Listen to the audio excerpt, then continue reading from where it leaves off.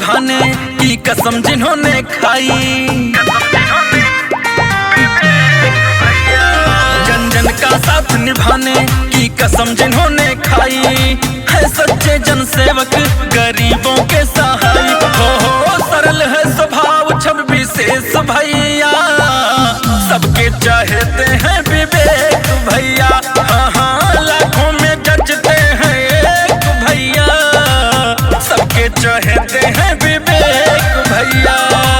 विवेक दुबे भैया का कहना है कि जिस मिट्टी में हम जन्मे वो अपनी जिम्मेदारी है, गांव की मिट्टी मेरी माँ है, माँ की हम पर कर्जेदारी है।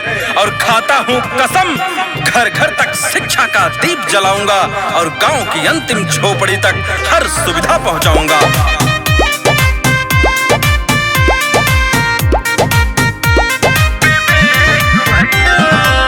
दामोदरपुर गाँव के हैं रहने वाले, सुख दुख में सबके हैं साथ चलने वाले।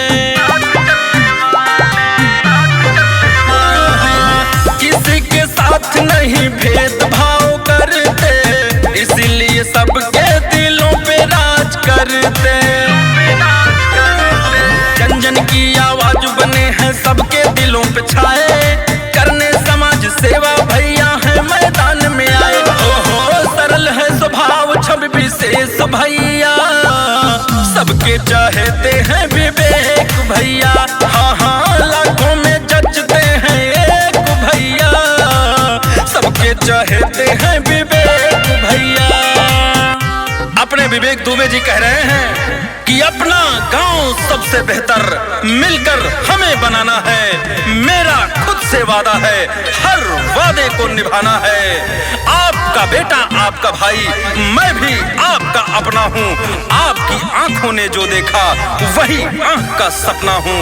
मुझे कसौटी पर तुम रखो, मैं भी खुद को तौल रहा हूँ। घने अंधेरे में उजियारा मैं विकास को खोल रहा हूँ, मैं विवेक दुबे बोल रहा हूँ।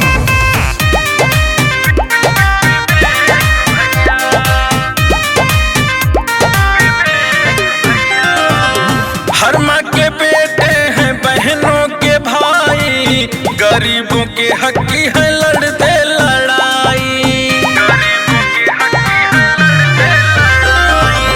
दीन दुखियों के हैं बनते सहाय, नेक ईमानदार विवेक दुबे भाई।